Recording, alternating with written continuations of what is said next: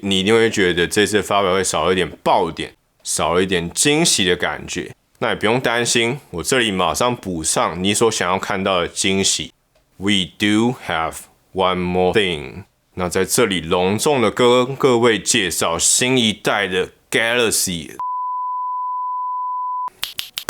好，那今天我们就来聊聊三星在8月10号举办这个 Galaxy Unpacked 发表会后，我所发现的一些爆点，以及我看过之后的一些心得。那首先呢，我们就先从最旗舰的 Galaxy Z Fold 4开始讲起吧。那第一个要先聊的就是三星黑特最喜欢讨论的部分，就是萤幕折痕的部分。那这一代的萤幕折痕，从海外的上手影片上来看，其实还是跟上一代的状况蛮类似的，就是并没有获得一个明显的隐藏，就基本上还是保留这个折痕的部分。但这个折痕的问题一直以来都是买的人不在意，在意的人他就不会买了。所以说，我自己觉得是以我之前在体验 Z Fold 3的感觉上来讲的话，我个人觉得这个部分是萤幕带来的爽度是远远大于那个折痕看到的时候的不爽感。所以我觉得这部分是还好，然后整体来讲，手机的外观和设计跟上一代并没有显著上的不同，就是有着更细的萤幕边框啊，更坚固的转轴设计。不过有一个升级点是蛮显著，就是在于它重量上的提升。那这一次它从上一代271克减轻了17克，来到254克。那这个17克的重量，我觉得会是一个影响手感的一个关键点。或许就会因为这减轻的17克的重量，让你觉得折叠手机再也不是一个厚重的感觉，让你在手感上握持的时候会觉得，它就是一款稍微重的手机，但不会有之前那种厚重的握持感，我很期待上手之后的感觉。好，然后接下来就来聊聊萤幕下镜头的部分。那这一次他们发表说，他们对于萤幕下镜头的隐藏能力有所提升，像素密度提高了 1.4 倍。那整体来讲的话，你就会更看不到萤幕下的镜头。我比较悲观，我就相对的想到说，那这样不就代表它的透光能力更差了吗？我就有点担心它自拍的表现。那不过这次的发表会，他们有提到说，其实这次的萤幕下镜头是有 improve 的，但我其实不太清楚说它的 improve 是指萤幕的部分有 improve 呢，还是萤幕下那颗镜头有 improve， 还是整体的演算法有改进，就不确定它这个 improvement 到底是哪里有 improve， 就让我有点紧张。不过反正上手就会知道它自拍的表现是如何。然后再来就来聊聊拍照的部分。那不论是封面镜头啊，或者是后置的那3颗镜头，除了后置那颗超广角以外，其实所有的镜头都有了一个升级的幅度。那特别是主镜头的部分，从1200万画素升级到了5000万画素。哇，这个升级真的是让我非常的期待，因为我相信上一代的使用者对于它拍照的表现都一直期待说它能够有跟 S 系列相同的表现。那远距的部分的话，也支援了3倍的光学变焦和30倍的数位变焦，那就只剩下超广角部分比较可惜一点，跟去年的规格看起来是差不多的。然后我们这次的发表会上也没有特别提及到这一点，所以应该就跟去年是同一颗的超广角镜头了。然后再来就是电池的部分，电池容量跟去年也是一样持平，维持在4400毫安时。那不过这一次他们换上了台电制成的高通8 Plus Gen 1。哇，所以说我觉得它的续航的表现，因为这个新的处理器，我自己会蛮期待的啦。然后剩下就是一些软体的更新啊，像是新的 Text Bar 啊，或者是多功的手势。我自己看他们用起来，感觉是觉得蛮好用的。但是我更好奇的部分是，这些功能究竟会不会下放给 Galaxy Z Fold 3的用户们呢？这点是不是就比较有趣了一点？好，然后接着来到下一款，就是统治韩剧女主角手的 Z Flip 系列啦。相信在过去1年，各位都有看到各大韩剧女主角、男主角手上都会拿着一款这个可以折叠的手机，非常好看。那我觉得这一次有个很大的升级，就是在于说它第一个亮点就是在于说它电池容量有了升级的部分，从3300毫安时提高了400毫安时，升级到了3700毫安时。再加上它也使用这次功耗好非常多的8 Plus Gen 1。所以说我自己很期待它的续航力的提升啦，特别是对于3代用户上来讲，很多女生不会换 Z Flip 3，就是因为有点担心它的续航表现。那这一次电池加大，处理器也换了1颗了，那我自己是还蛮期待它的续航表现，希望可以解决这个3代的痛点。而且不仅如此，在电池变大的情况下，整台手机的重量其实并没有变重多少，从183克变到187克，其实这点在重量上控制是非常值得嘉许的。那接下来它整个的外观和设计就没有变太多，基本上就是宽度窄了2mm，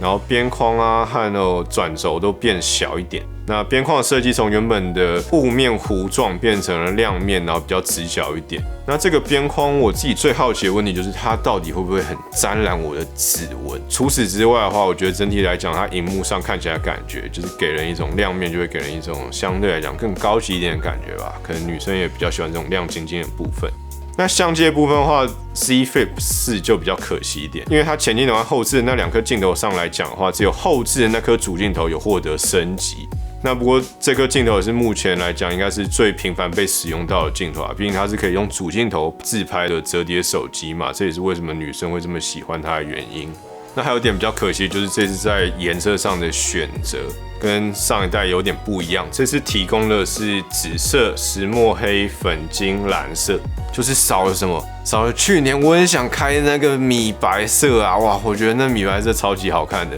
而且我记得大家也都蛮喜欢，你有喜欢吗？就是为什么这一次不见了，我就不太懂。但这次的蓝色、这次的紫色也都淡淡的，给人一种高雅感，我自己也蛮有兴趣的，就不知道到时候的状况是怎样，我自己还蛮期待。然后接着也是一样，就是一些软体的升级，像是它前面的预览视窗终于可以做更多的事情啊，你可以客制化，然后拍照也可以获得你想要的比例，就可能会有比较正常的4:3的部分，就不会再是1:1那种方形的照相，就觉得非常的奇怪这样。那我自己还蛮期待一个部分，就是它这次有跟许多的公司进行了软体上的整合，像是 Instagram 啊、Snapchat 和 WhatsApp。那我自己还蛮想要知道，说它之后在限动了录影或者是拍照表现上，会不会跟原生相机是一样？这点是真的是蛮令人期待，因为女生就很喜欢分享限动嘛，这点应该是非常重要的一个 key feature 这样子。那看到这里，我相信你一定会觉得这次的发表会少了一点爆点，少了一点惊喜的感觉。那也不用担心，我这里马上补上你所想要看到的惊喜。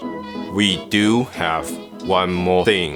那在这里隆重的跟各位介绍新一代的 Galaxy Z Flip 5。那首先我猜镜头一定要升级成3颗镜头，然后也因为这个镜头变成3颗镜头的配置，我猜前置萤幕也会跟着放大不少。然后这样弄之后，哒啦，有没有看到？这就是新一代的 Galaxy Z Flip 5啦。那明年我们就来看看今天这个猜测是不是准的。然后接着手机的部分大概就到这，那我们就来到手表的系列啦。那这次他们推出了 Galaxy Watch 5和 Galaxy Watch 5 Pro 2款手表。那首先 Galaxy Watch 5，那我自己最感兴趣的是它这个新的 Samsung by Active 感应器，它可以去追踪你的身体状况，像是你的光学心率啊，或者是你的心电图和身体组成等等。那虽然说不知道这一些功能在进到台湾的时候会不会有一点限制，但是我自己是蛮期待的。然后再还有一个升级蛮不错，就是它这次的电池容量提高了13%，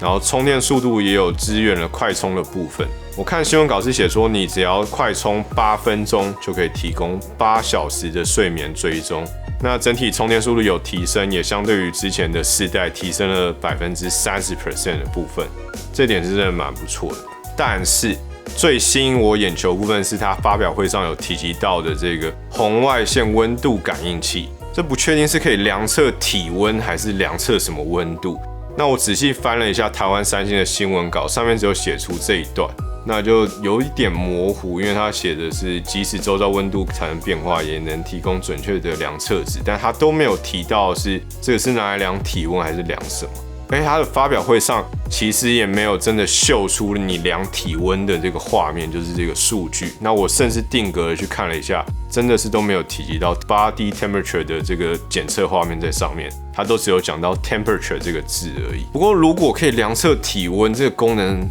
来讲的话，我自己会觉得非常强大，因为你就可以知道说你自己是有没有发烧的状况。那发烧其实就是一个身体一个蛮重要的警讯在。那这么强的功能，我觉得如果是已经 ready 的话，照来讲应该会大肆的宣传一波。但是目前三星在发表会上的感觉就是它没有解释得非常清楚，我就不确定是什么样，那就等到之后上手才会知道它的结果啦。好，然后接着下一款就是我这一次很想买的 Galaxy Watch 5 Pro。那首先先跟粉丝说一声抱歉，因为我记得去年在4代的时候我就说，我一定会买。但后来我实在是看了很多就是评测影片啊，然后想了一下，很多功能在台湾都被禁止，再加上那时候居家隔离啊、疫情的关系，其实大家都不太出门，我就想了一下，还是继续带我的1代 Galaxy Watch。但是那个1代 Galaxy Watch 其实已经被我超了3年半，那也差不多电池就是续航力已经不太行，所以这一次我自己是蛮有兴趣想要买。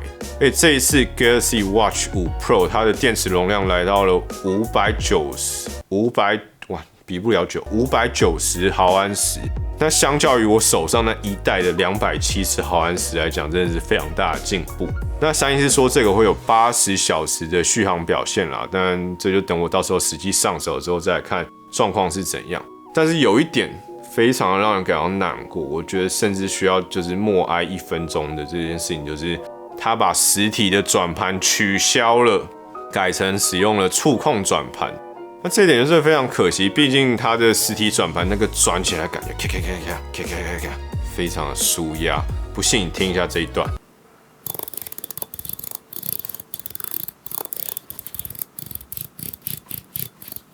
所以说他把这个取消掉，就真的是蛮让人有点难过。然后剩下的一些更新就是一些户外的功能啦，像是有往返路线的 GPS 记录啊。那对于那些登山客来讲，或许这是一个非常重要的功能，我不确定，因为我其实自己不太喜欢爬山，也很少爬山这样子。那不过可以确定的是，有这个功能，你就不用再沿路撒面包屑了，你就可以顺利的找回你家。所以说推。那最后一个部分，也就是最后一个产品，就是耳机的部分啦。这次他们推出的是 Galaxy Buds 2 Pro。那这个耳机我觉得算是这次发表会中有比较更新设计的产品了。因为它基本上整个外观跟之前都不太一样，虽然说整体的设计的风格还是类似，但是它都有改过。它的体积相较于前一代来讲是减少了15%，但我个人觉得蛮奇妙的是，我看影片上他们佩戴起来的感觉，就是还是一款